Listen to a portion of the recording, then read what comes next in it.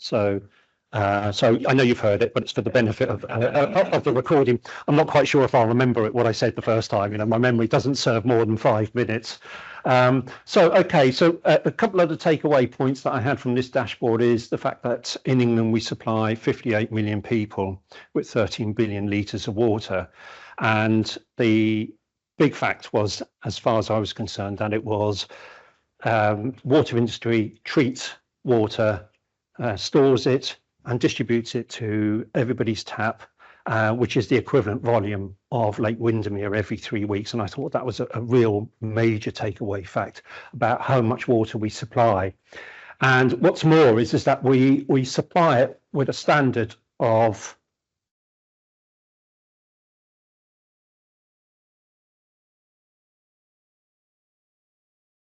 suspended animations. All right. Okay. We supply it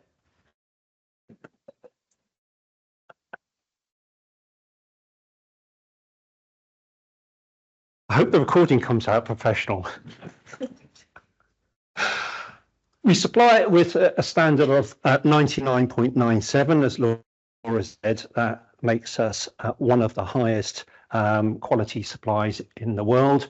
The Yale Index at 2022 puts 10 countries with 100% index. And what's the interesting fact here that I realised is that if you add up all those 9 other countries, actually, the population is less than the population that we supply with 100% index. So we supply more people in the world with a compliance of an EPA environmental performance index of 100 than all of those countries put together. And that's a real important fact that you need to take away from.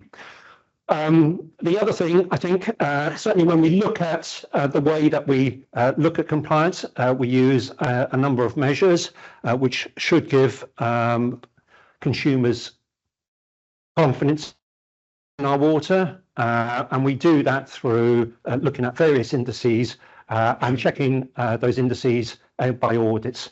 One of the things that I also noticed was that this year we have a rise in events of about 15% over the previous year's reported events. The majority of them sit down in the minor and not significant. So there's a rise in about 59 events in minor and significant. So there's more reporting going on. But the other thing is in terms of serious events, we've doubled those up, or more than double them up, from 11 to 23. And I'll put that into context because that doesn't mean in any way that water has reduced in quality. It just means that we're more diligent about the way we deal with it. So if we find, let's say, a microbiological failure at treatment works, we tend to treat that more seriously. And so there is almost a bias moving towards the seriousness because of the risk aversion that we have in the industry. The number of audits that we carried out this year is up about 20%. On the industry, and consequently, and whether that is a straight line, but the number of recommendations is up about 20% as well. Now, you know, that doesn't indicate in any way that water is any less good than it was last year. It just means that there's a further verification ongoing to ensure that we do have and we can show and prove that the water is of high quality. Okay, so moving on to the next slide.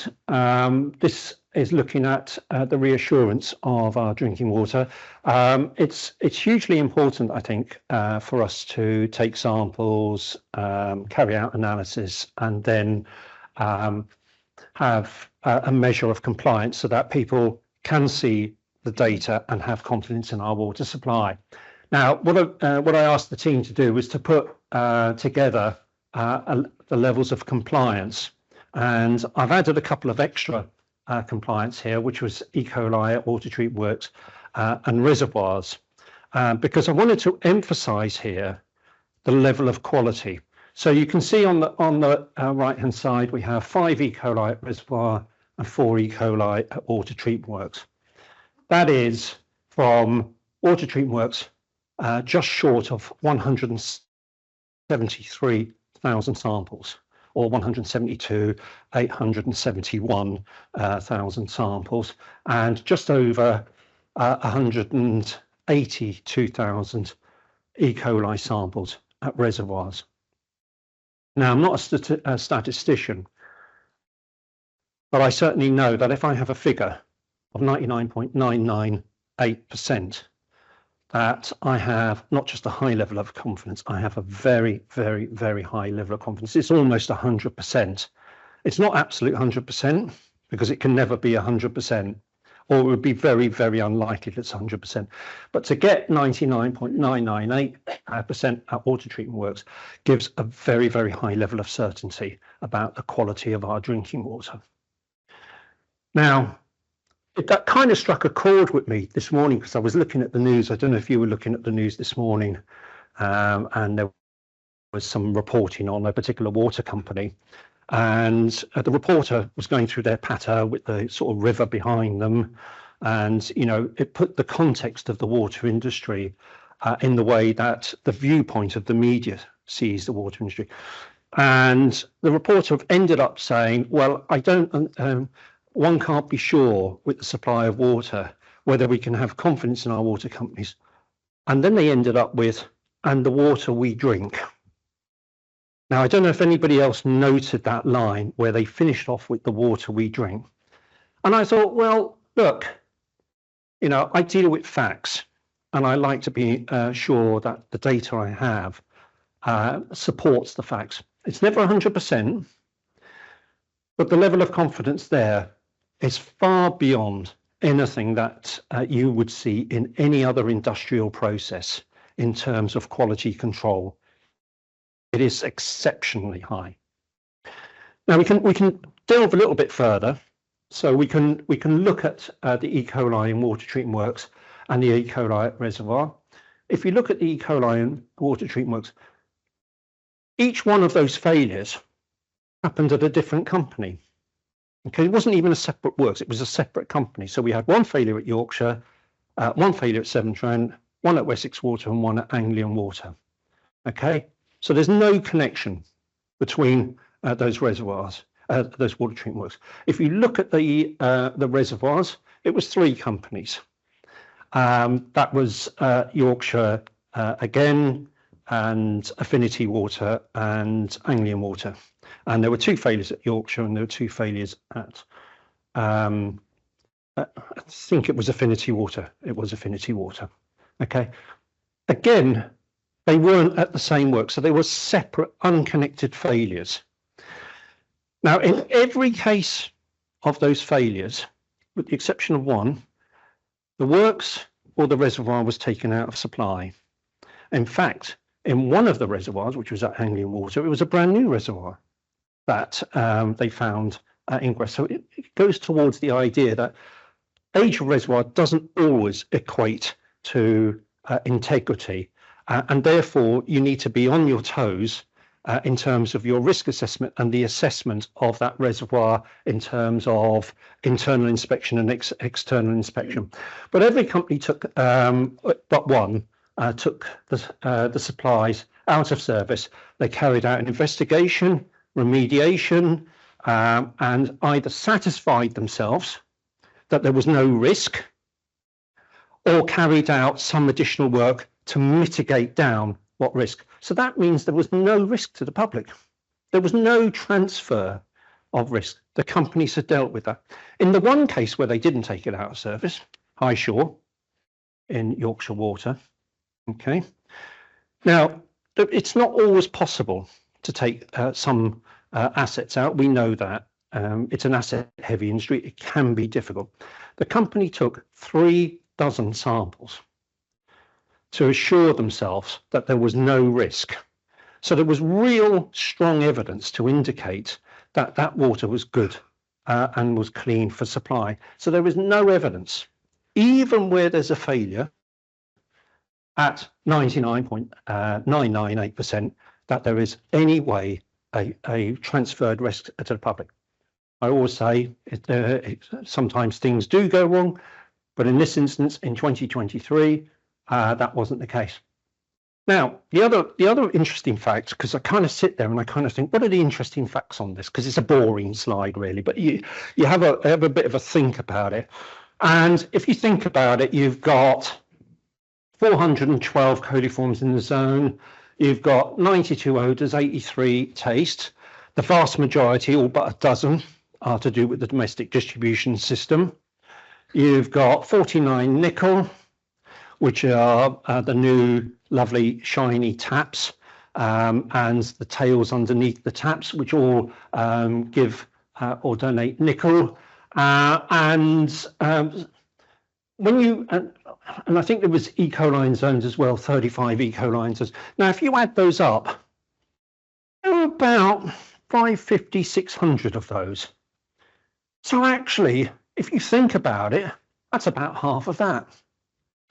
So about half of the breaches on that chart are actually outside of the company's control in many respects.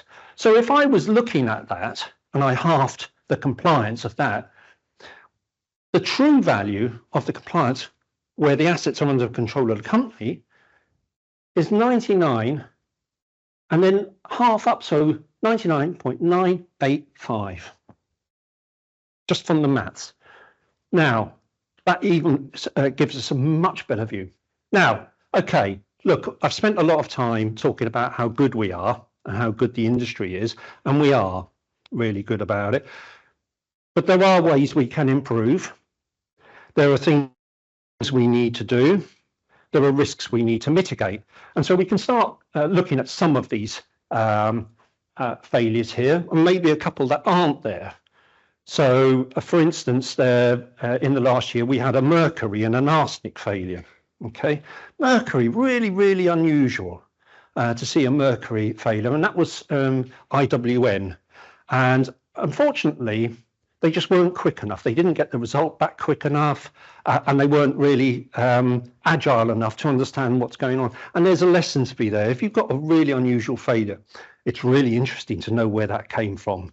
And there needs to be some agility in the investigation to understand where that has and why that has, because it seems such a strange result.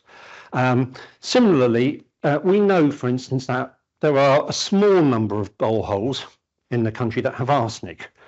And the way that we control those boreholes very much is with blending and interlocking and so on. But we had one occurrence in southeast water with just a marginal fail of arsenic.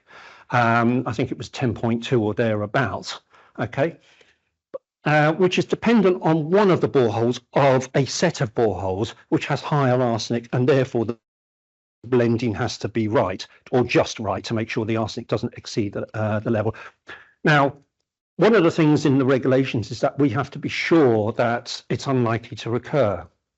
And that particular borehole had contributed to a failure of 80 micrograms the previous year. So ultimately, that drives us to the enforcement route, because we can't conclude it's unlikely to fail. So for that company, which was Southeast in this instance, that's where we went, and that's where we are going in terms of how we deal with that. All the rest we can pick out as we start to analyse some of that data and what that data means. Okay, but the thing I quite want to do about analysing data is I want to put some context again on the quality of water. Okay. So private water supplies, you'll all be aware, private water supply is not supplied by a water company, comes from, let's say, boreholes.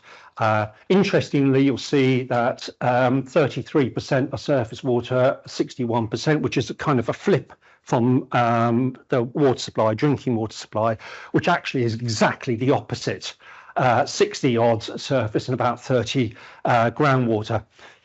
Actually, that 33% is a bit worrying. Okay, because the majority of private supplies don't really have any or adequate treatment. They might just have some chlorination. There might be some rough filters. Okay, so it is quite concerning that you have surface water influence with virtually no treatment going on, and unsurprising that 1 in 20 of those supplies contains a fecal contaminant or an indicator of fecal contamination, so E. coli, enterococci. 1 in 25 has a taste and odour, 1 in 100 has a problem with turbidity, and about 1 in 33 has a problem with iron, manganese, and aluminium. And I kind of want to put into sharp contrast what a surface water, private surface waterworks looks like. And here we go. This is a private supply surface waterworks. Now, some of you in the north of England may be familiar with this one, Aylesdale Gate.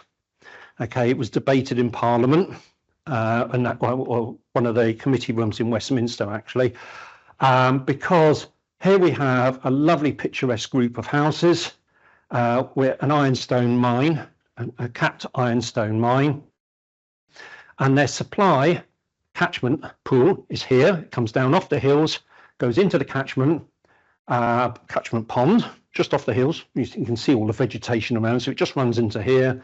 It's piped into this storage tank, which has got not quite a good fitting top, and then that's piped directly to these houses with no treatment at all.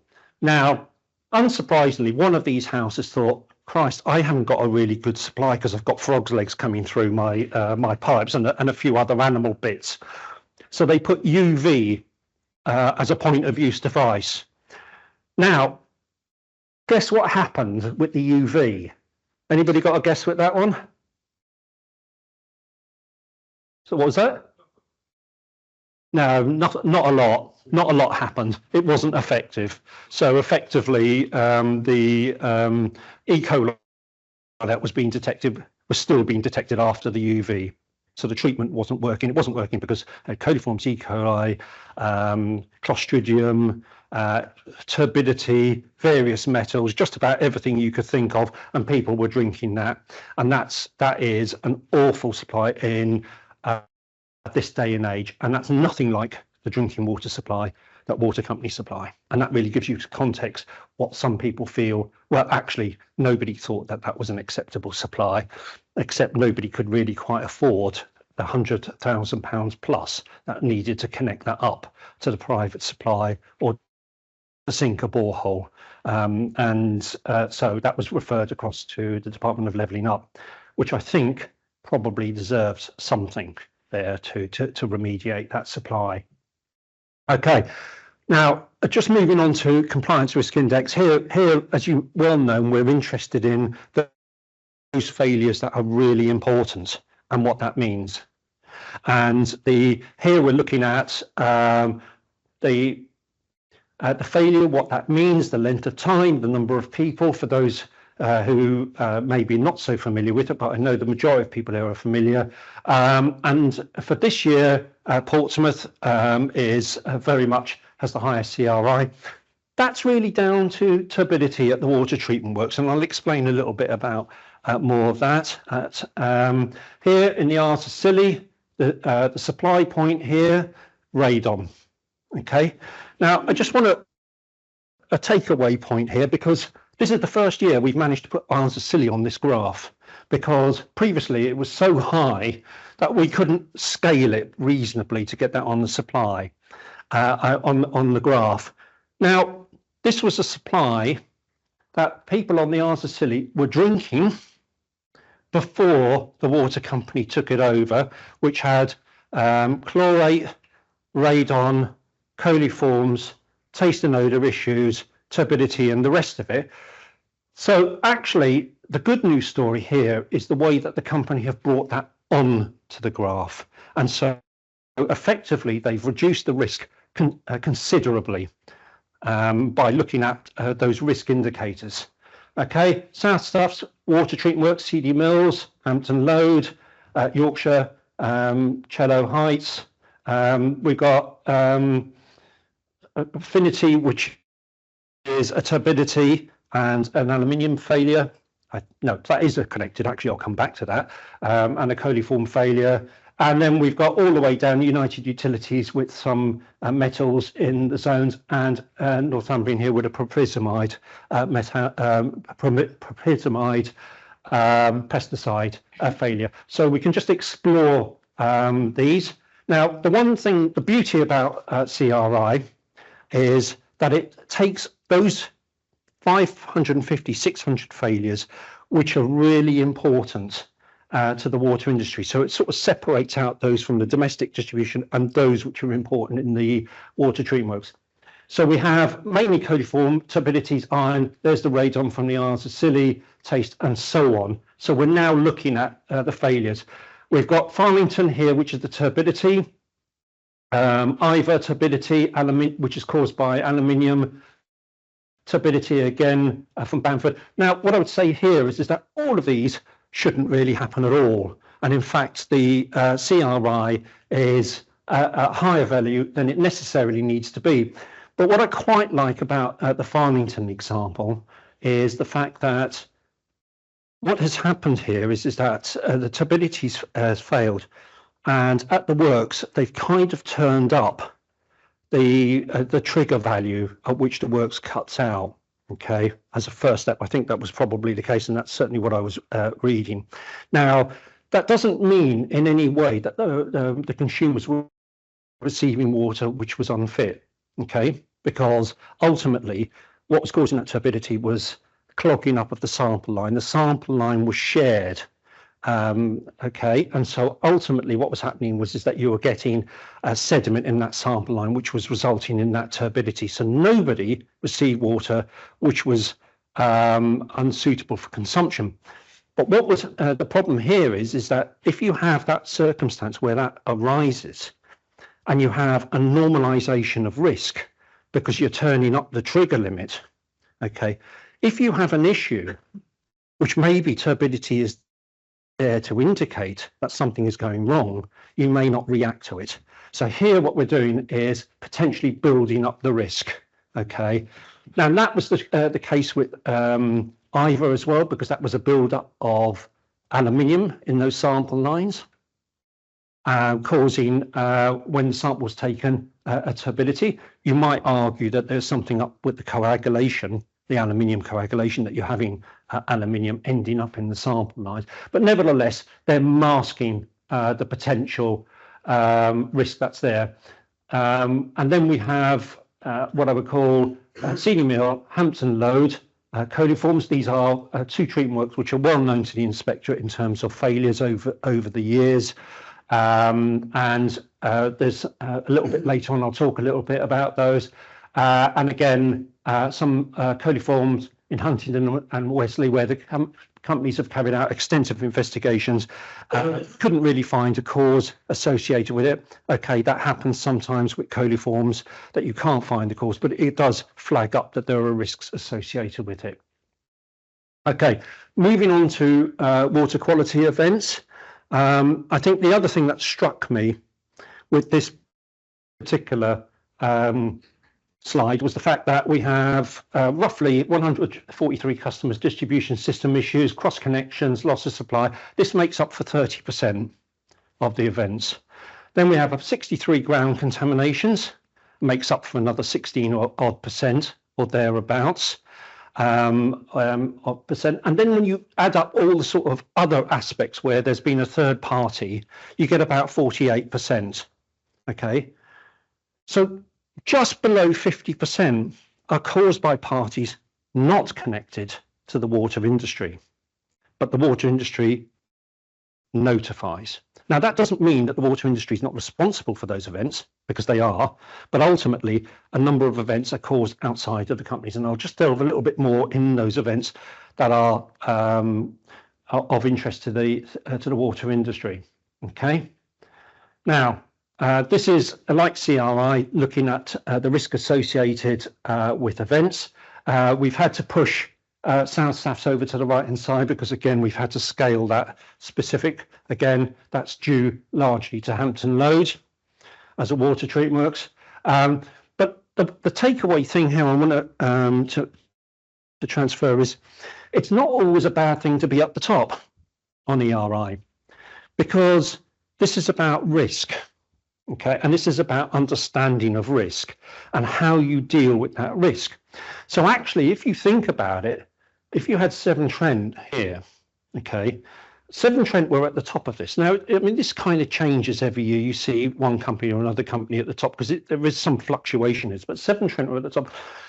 And the question is, why was Severn Trent at the top previously? Well, it's because their risk attitude strategy changed. Okay, so what they started to say is, my treatment works are really important to us, and those treatment works produce large amounts of water to my customers, and they must be right. They must operate. So what they started to do was take large volume samples, large volume microbiological samples. And when they were finding the coliform and E. coli, okay, they may have found a coliform and E. coli and it looks rubbish on this graph, but the company knew they had a problem and they knew they had a risk because they had delved into that space where sometimes we don't want to go, where we start to look at things, which maybe we don't want to look at. So it's understanding what that risk is. Exactly the same with Thames Water. Risk strategy has changed. Okay, so they started to say which works are important to us, and they started to take large volume samples, just like Severn Trent. And so we start to see a large peak there. To a certain extent, I'd say, again, there's a strategic change in Yorkshire's mind, where they've been taking larger samples and more samples at treatment works. So what the company is doing here is not saying, actually, I'm afraid of the failures. What they're saying is, I want to know what those failures are. I have to report them. It's a bit of an inconvenience that I have to report them to the inspector because I have to then explain them. But actually, they appreciate their risk. So I wouldn't be particularly down there. Now, that's slightly different from South Souths, okay, in this instance, because in this instance here, what we're seeing is multiple failures at one particular critical treatment work. So here we're probably dealing with a works that has some additional challenges that are going on. To a certain extent, I'd say the company understand that, and they've got programs in work to deal with that. So let's just have a look at what those are. So we've got Hampton Load here, we've got coliforms, enterococci, and then THMs, and that's what's dominating that ERI there. There are 15 further failures at those treatment works which are finding their way through, including things like Clostridium and so on. And we've got THMs here due to the chlorination, or turning up maybe the chlorine to deal with some of those failures.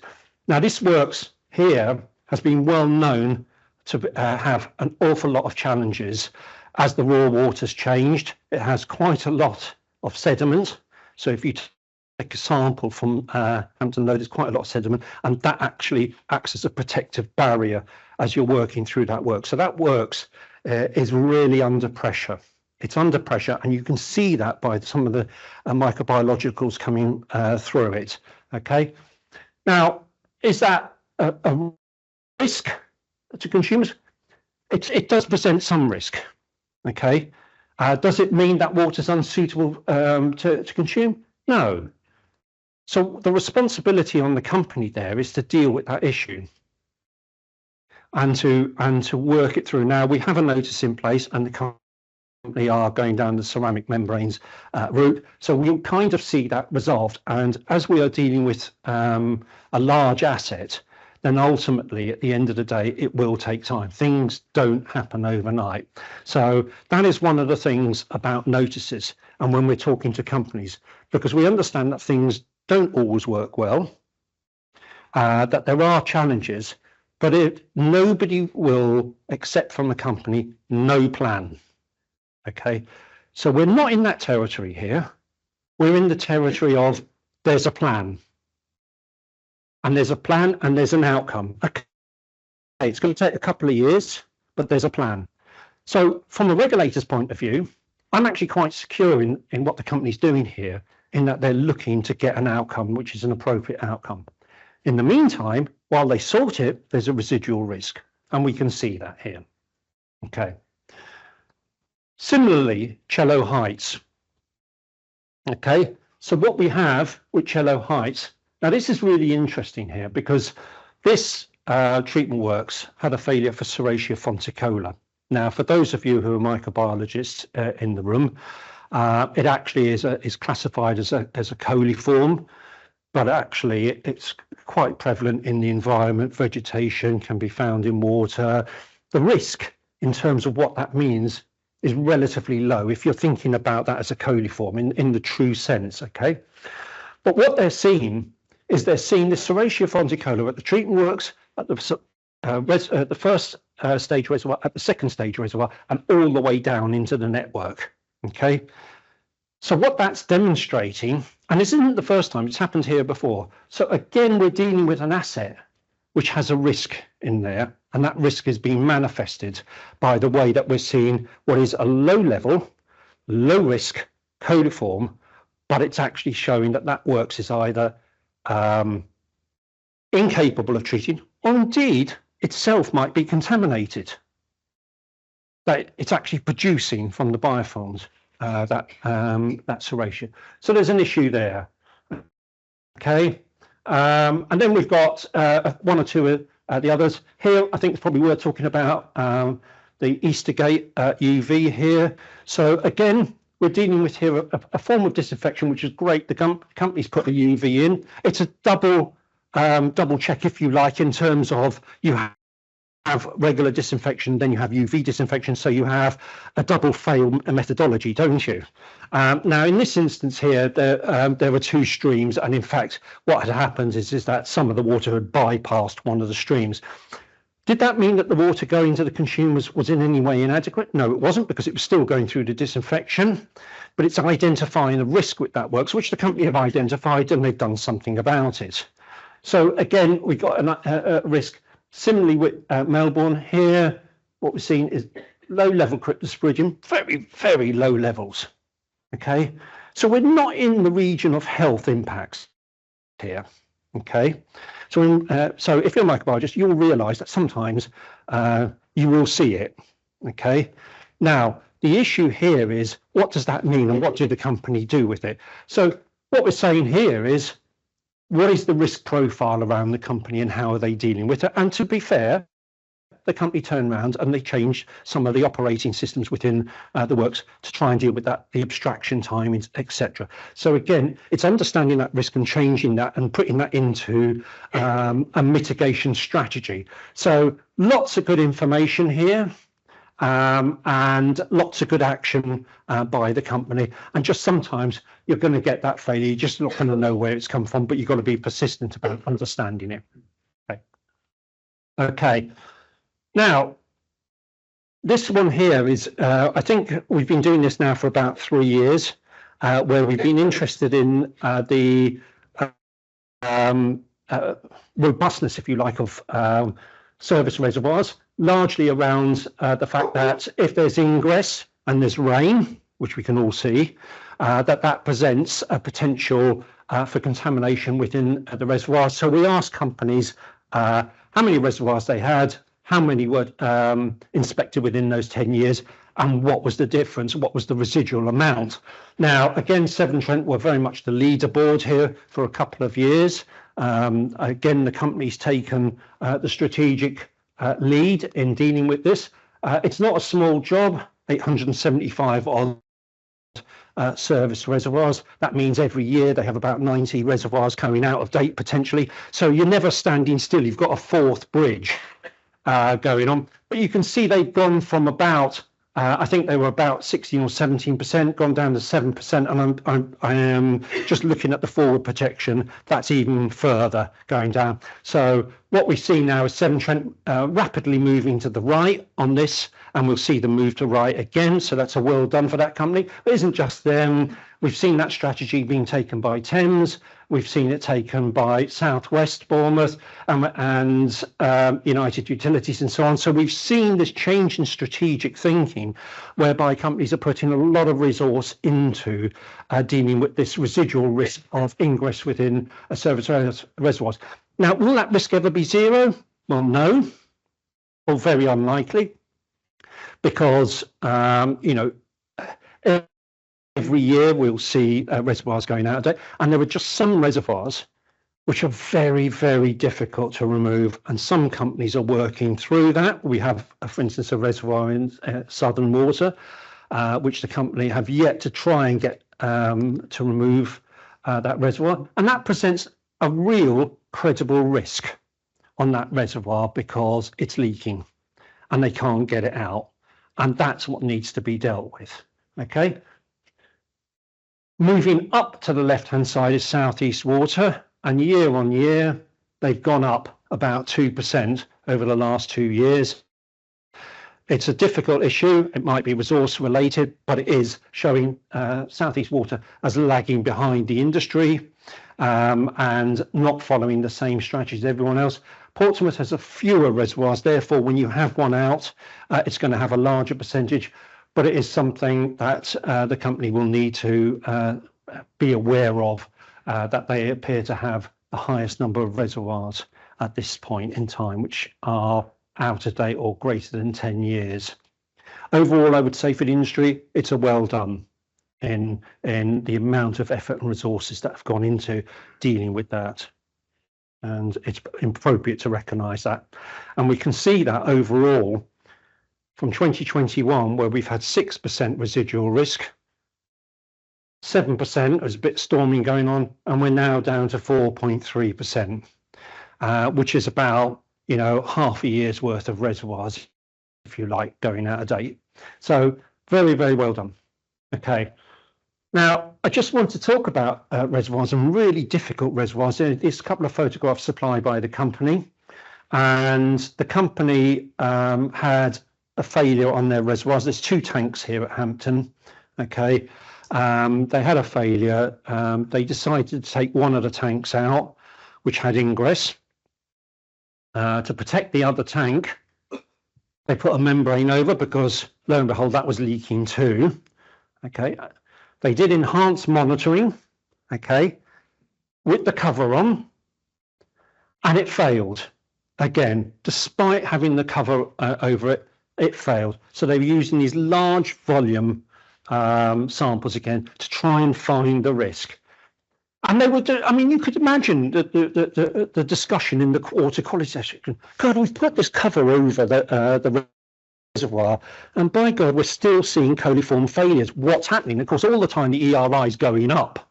Okay, and what they discovered was that there were drainage channels underneath the soil, the top soil over the reservoir. So it was raining outside, and the water was trickling through the channels and going down into the reservoir.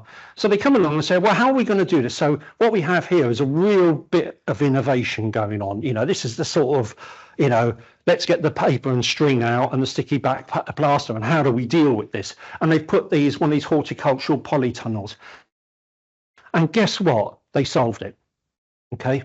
They absolutely nailed it. Okay. No failures. Not pretty.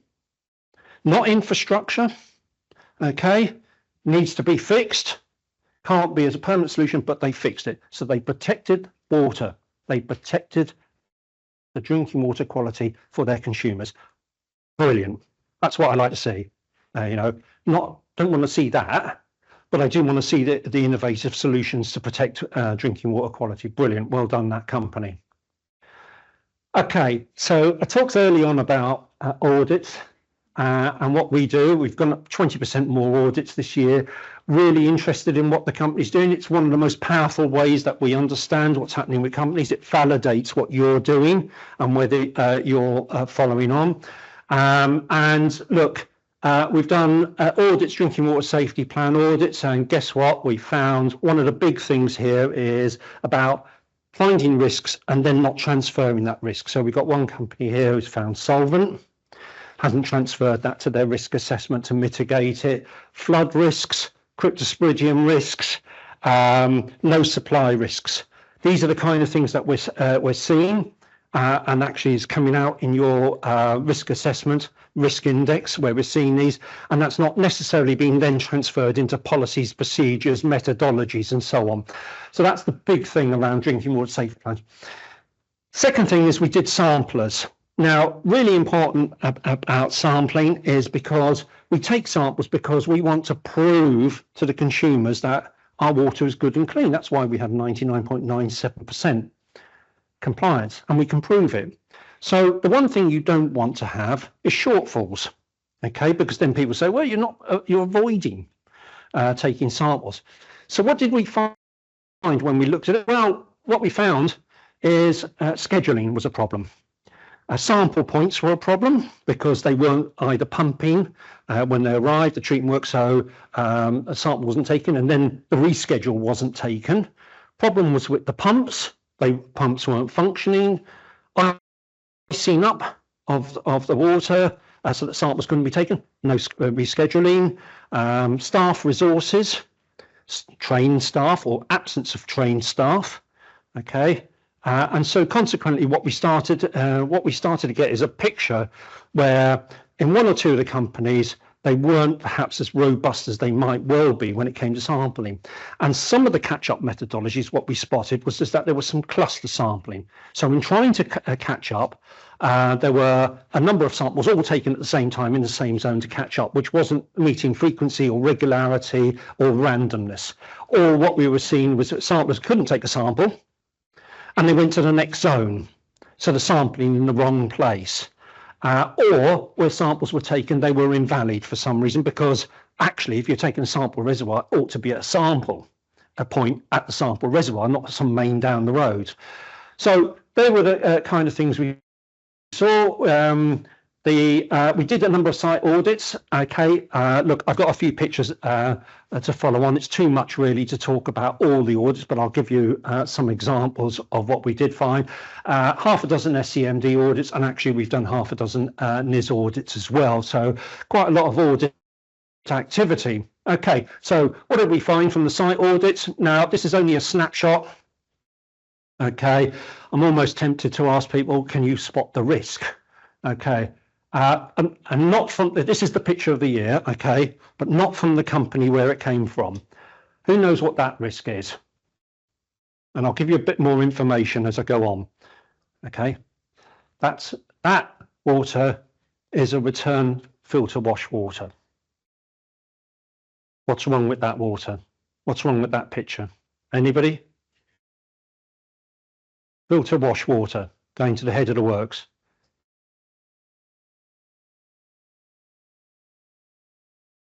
And NCU, who said that? Gold star. Okay. Fiona, I knew I could trust a good water quality professional. Yeah, so what we've got is a highly turbid water. Picture rights, I think, are Mick's, are they? Is that your picture, Mick? Yes. That is your picture. So picture rights, if you want a copy, is to Mick.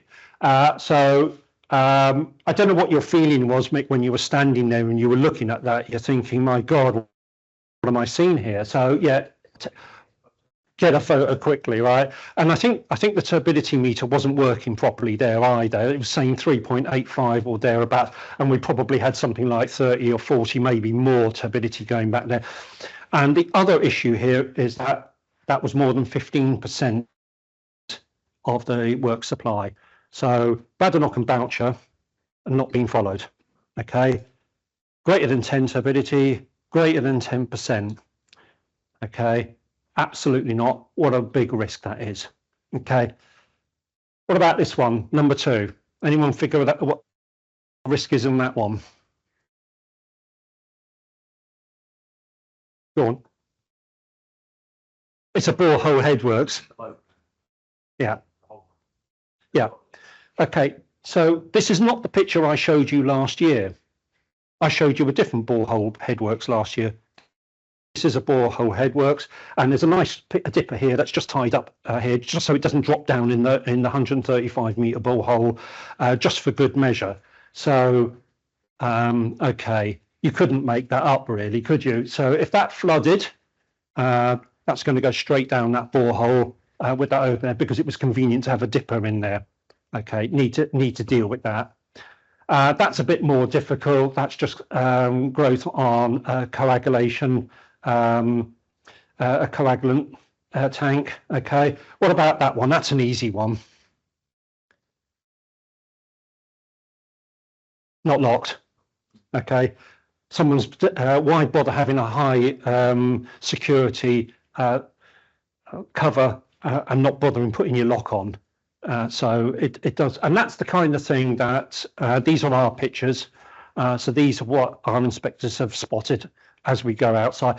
What I would say is that shouldn't be happening. Now, there were plenty of other examples. I've kind of spoiled for pictures, actually, but I didn't want to bore everybody with too many pictures. But it gives you an idea that there are residual risks which are easy to spot on site, and it only takes a minute from a water quality professional to spot them and deal with them, and they should never be happening. That is just an unbelievable risk. It's waiting for a disaster to happen. Okay, discoloured water contacts, really important, because we don't want consumers complaining of discoloured water. It's disturbing to them. They don't like it. And when consumers ring up, there's a real problem. Now, you know, I was going to say we get jockeying for the top position. We don't. Southwest stand out there, and they have done for a number of years. Although I would say that there is an improvement here. So they are working towards improving discoloration. But nevertheless, we've done a little bit of analysis on this to look at where companies are and where they should be. So if you look at this graph, what we have is the average customer complaints per 1,000 population per year from 2005 to 2023. The average discoloration rate is around 0.5 currently. There is a clear line of best fit. The coefficient is 0.971, so it's a very high association in terms of that data, and therefore if the industry continues on the track, by 2030 it should be at 0.3. Okay, very, very clear. Now, for some companies that's going to be a little bit more difficult to achieve than others, but it's not an unreasonable expectation of where that should be, or where all customers should receive water, because every customer should receive the same quality water wherever you are in the country, and there's no excuse to be up here when you should be down here. Now, it's not an easy ask, because there are any number of reasons. There'll be problems with source water networks and so on, but nevertheless the data is very, very clear, and there's a very, very strong association, mathematical association with that line. Company taste and odour contact, very different from discoloration. Okay, we don't want to discourage people from ringing the company here. Okay, that's really important. Okay, so you might have a target to get those down, and what you're doing is you're stopping, or you're handing off consumers who may have genuine water quality problems.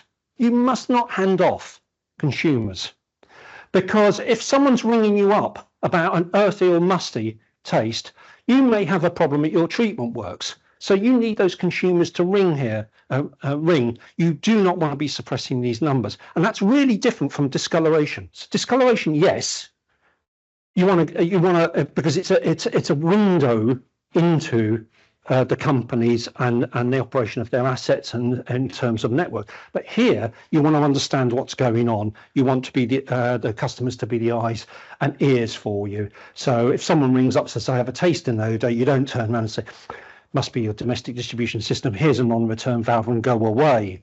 Okay, and that has happened and does happen. Okay, because you're trying to reduce the number. Similarly, petrol, diesel.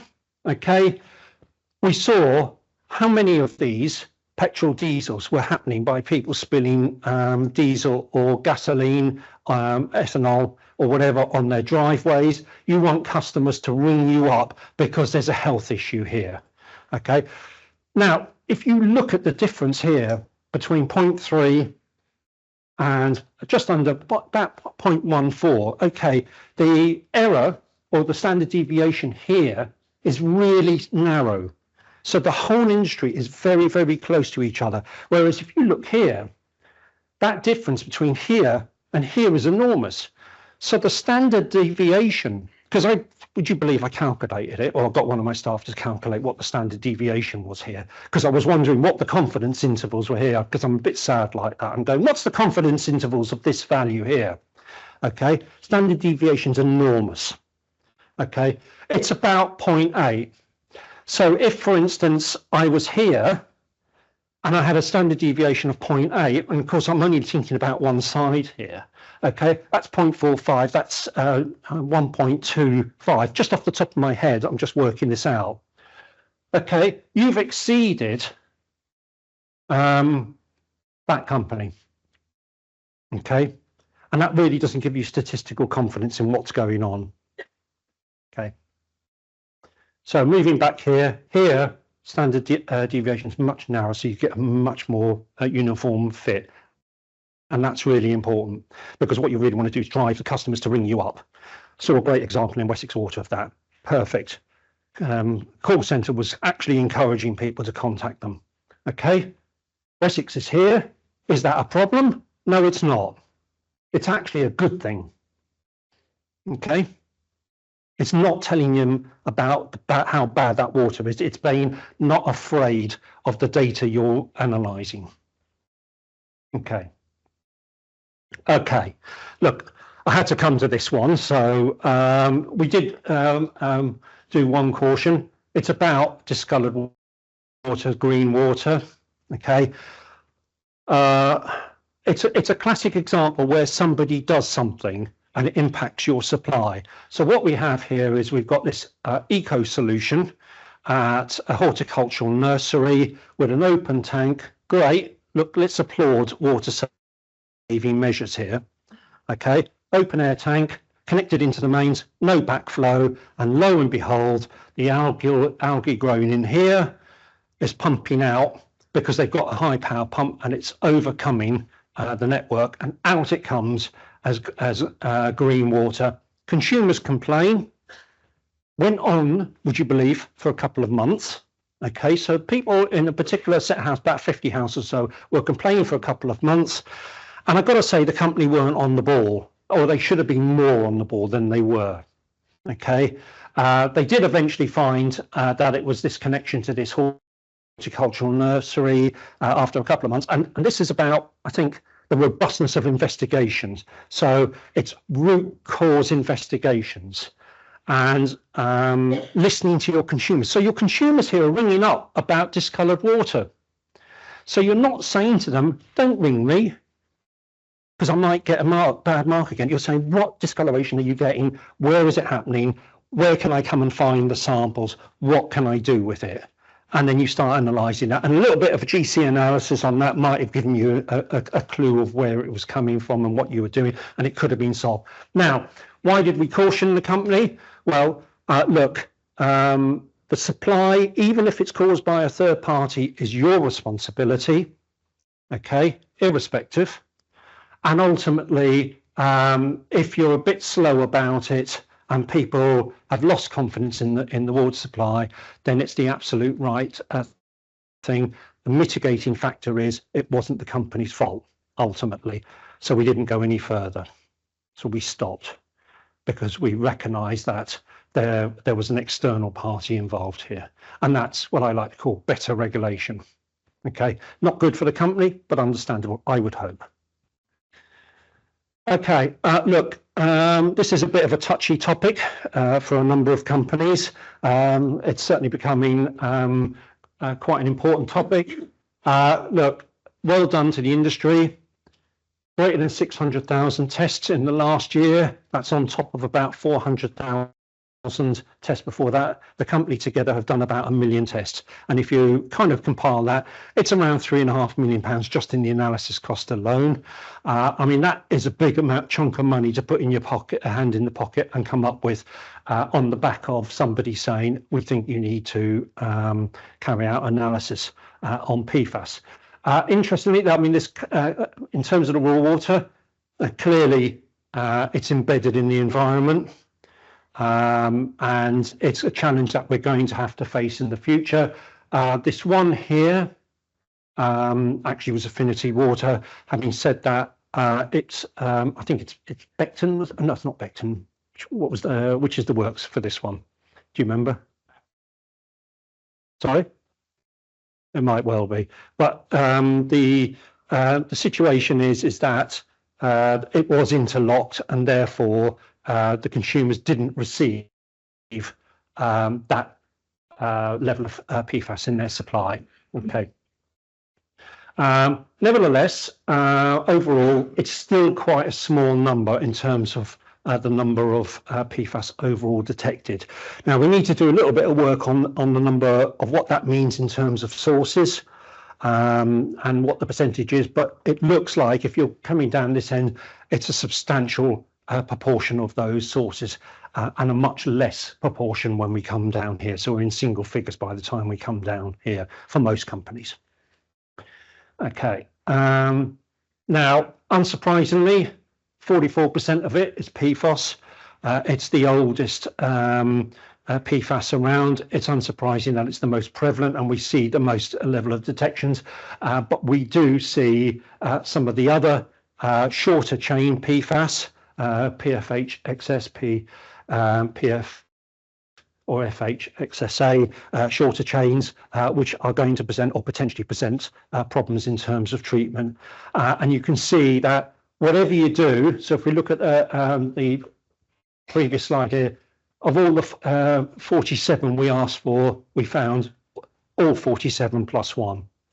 So actually we know just about every PFAS that's available on the market is in the environment, because that's as big a sample as you need to proof of concept. Okay, come in here. Okay, so this is a breakdown of the companies. Okay, now there's 2 or 3 companies that kind of stick out here, which have probably the biggest challenges. Okay, so can't ignore Affinity Water and Anglian Water. I think if you just look at the sheer number of samples that Anglian Water has taken, 220,000 plus samples. I mean, it's just a staggering amount of samples. So the knowledge gained by Anglian Water is enormous. And I think, if I remember rightly, a lot of the samples are coming from one particular site, and then there's about 10 other sites which have a number of detections which the company's sampling at a lower frequency, but the vast majority are coming from one particular site. And if you think about it and you look at Anglian Water and Affinity Water, they're not too different in terms of size of number of consumers. There is some difference, but not enormous. You can see here that Anglian Water have taken 7 times the number of samples as Affinity Water, but when you come down here, you can see that's less than 3 times, 2.5 times the number of detections. Okay, now what Affinity Water are dealing with, they have about 3 sites or so, which is really up here, and then they have about 27 or 30 other sites that are around here. In comparison, I think Anglian Water have about 40 or so in this area here. So there are some real challenges going on in those 2 companies. Now, I think what I'd like to say is, you know, this is a challenge for everybody in England. And we did go to the water industry and we said, look, we want you to sign up to deal with this problem, and we want to do it through undertakings. Now, I understand there was a lot of nervousness around that. I get that. The reason there's nervousness is because there's a lot of uncertainty. And the uncertainty is caused because you just don't quite know what's on the horizon. And you don't quite know what's going to happen with the regulations. You don't quite know what the next challenge is. You don't quite know what the next site is that's going to be a problem, or you don't quite know what the next PFAS is. And I get that. What I like to say is, you know, I'd like to thank all of the industry for sending their undertakings back to us, except one company. So we've had undertakings from every company but Affinity Water, which I think makes you stand out a bit. Sorry? I know, but nevertheless, what we're trying to do is look at the wider picture here. And whereas we've seen companies, you know, bite the bullet in many respects and take that uncertainty, bearing in mind that we understand that's an uncertainty, and we therefore need to have that discussion point should that uncertainty change. What the strategy was really is, we understand that this is a long-term problem. It's going to take a long-term solution. Okay, so we want the companies really to sort out this area here. Now, for instance, with Anglian Water, one of the sites has about 10 PFAS in one site. Okay. Now, it is not acceptable from a consumer's point of view, for instance, if you look at that and you said, that's okay because each one is, around, 0.08 or thereabouts, and you tot all of those up, that's a big number, okay?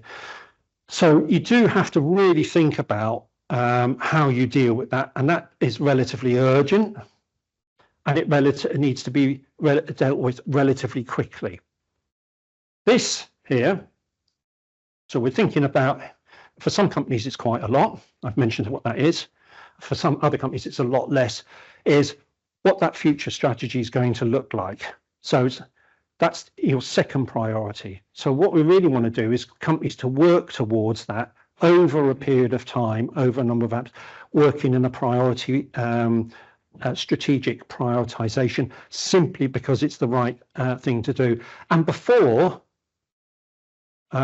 we get into the situation where regulations could change or may change. So we get ahead of the game, we're ahead of the curve. So that's what I would say.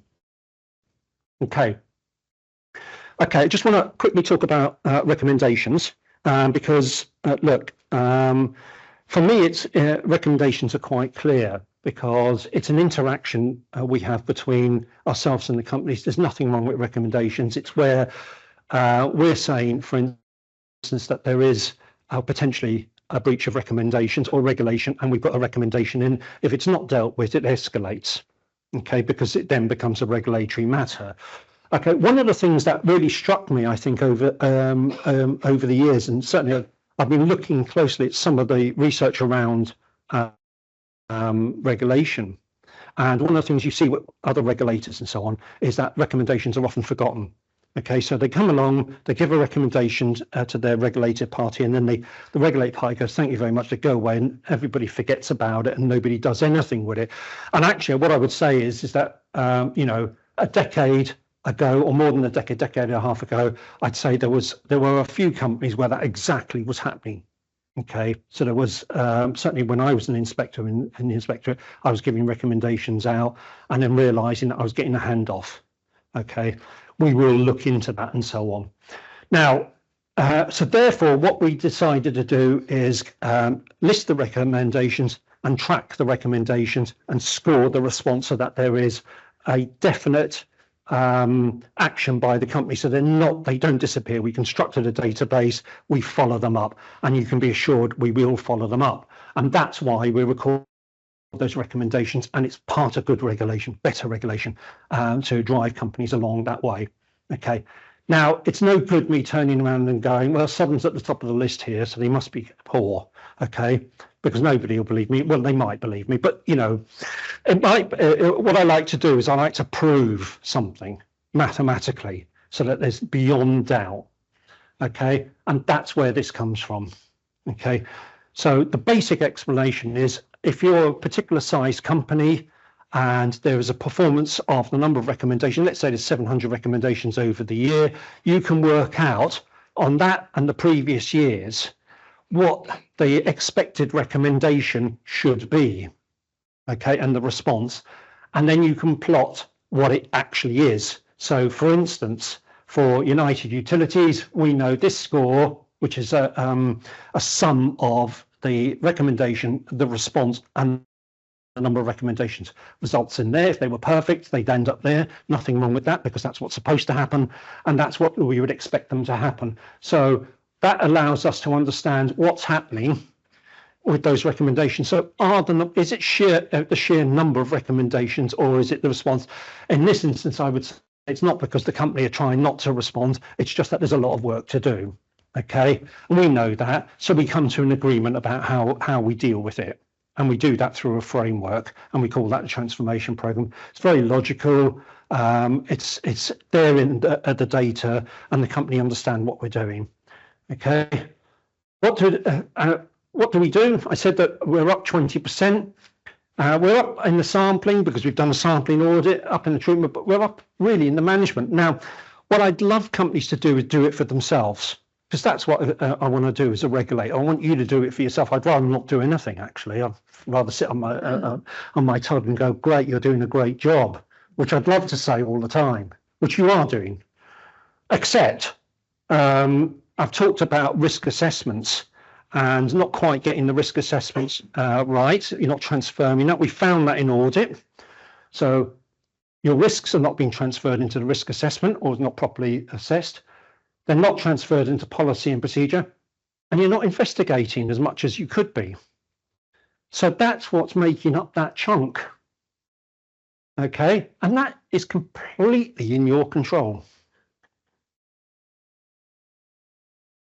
Okay, risk assessment. Okay, and look, again, this is not a measure of who can get to the lowest risk assessment. This is not about this. This is about appreciating what risk you have and mitigating that risk. So, for instance, what I quite like to see is for instance, a company who has a risk realizes that there are some more risks and then adds it on and then mitigates it. So we start to see this kind of pattern.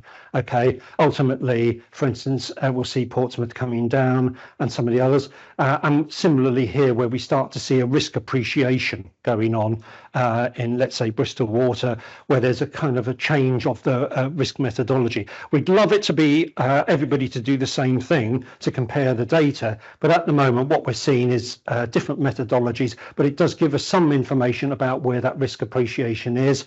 There is nothing wrong with that risk going up, so long as we see that risk going back down again. So it's a dynamic measure. Okay, it's not an absolute measure. It's about getting that risk right.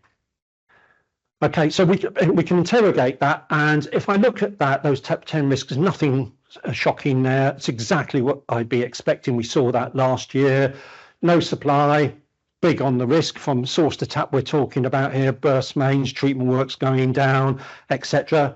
Obviously, Cryptosporidium on our risk radar, PFAS, nothing surprising. If anything's surprising there, why is it surprising? Okay, is my question. And consequently, we carry out a certain number of enforcements. Look, we've done 44 enforcements in the last year, nothing unusual about that. We do about 40 every year. That's what generally happens. Most of this is routine. Is it wholesome? Is there a potential risk to the supply of water? Most of it's just around things like disinfection, tanks, etc., etc. Here, with South Staffs, this one here, which unusual because it was about nickel. And about the way that the company interacted with a public building and what they did with that public building to inform those who were consuming the water, which we thought the company weren't exercising their duties as a regulator in this instance. And so we've served a notice. Section 18 here, Thames, sampling. So sampling shortfall, a significant sampling shortfall, so we're bringing them back on track.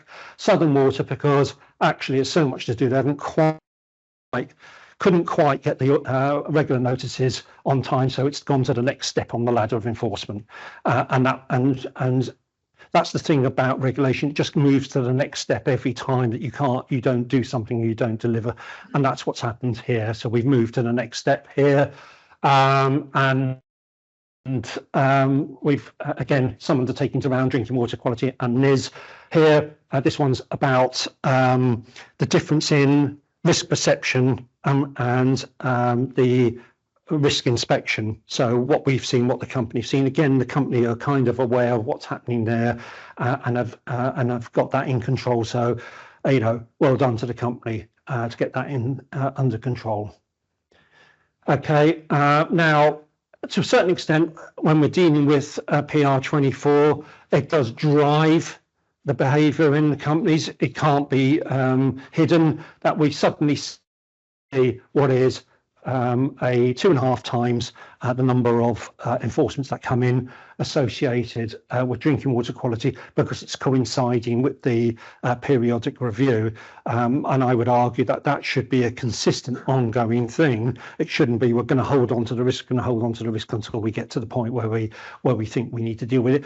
I would put that aside in terms of things like SEMD, where there's been a change in regulation, and NIS, where there's been a change in regulation, and this is the first AMP period. So this we absolutely expect that as companies are starting to come into that position where they're thinking, we need to do something to meet the requirements of the regulation. It's the first AMP period largely.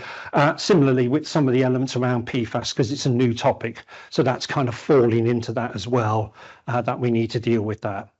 Okay, so that's a coincidental PR24, if you like.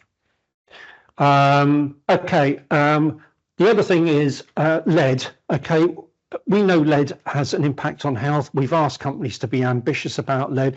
We know there are some issues here in terms of where companies see their responsibility, where they've got funding or availability of money to deal with it, the fact that we're dealing mainly with consumers' supply pipes.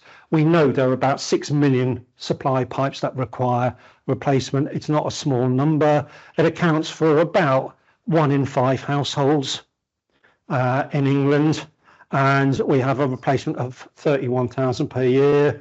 And unfortunately, the company strategies is estimated to be in the next millennium at the current rate. So where we'd like maybe a 50 or 75-year strategy, we've got a millennium in the strategy here. Remember, water companies responsible up to the tap. Okay. Now, some companies are really ambitious in dealing with this. Southwest, really ambitious. So, you know, we're seeing a strategy here, 2078. It might be quite expensive for the company. It will be interesting to see whether the company can continue with that. But you can see all the way through where the strategies become quite less and less ambitious. So that's kind of the region we're in. I don't think that's ambitious enough. I think the industry really needs to deal with that. Okay, same with chlorate. Came onto the horizon with Southern Water. We've done an audit associated with that, and we found that, for instance, the companies aren't following the BSI standards. They aren't taking samples. They aren't looking necessarily at risk points in terms of where that chlorite should be. So they're not taking the samples, and they're not taking it. They don't have trigger points, and we're seeing that in about 3/4 of companies, and the policies aren't up to date. So really, companies need to step forward. It was done on 25 audits, so there's a high proportion of companies which are generally not compliant with good practice in working out what their trigger values are, whether they're sampling, whether they're following the British standard, etc. Or indeed have a protocol in place. And that's it. Sorry, I kind of got carried away and just kind of started talking and talking and talking. So I apologise for going over. And but I just quickly wanted to thank my team for setting up everything, Tim for doing the slides, as well as Sarah and Mike for adding those slides. Because actually, for a little team, that we are, to do something like this it takes quite a lot of time and a lot of effort. So real big thanks to my team who are all the time super brilliant and gather all this information so that we can give it back to you. So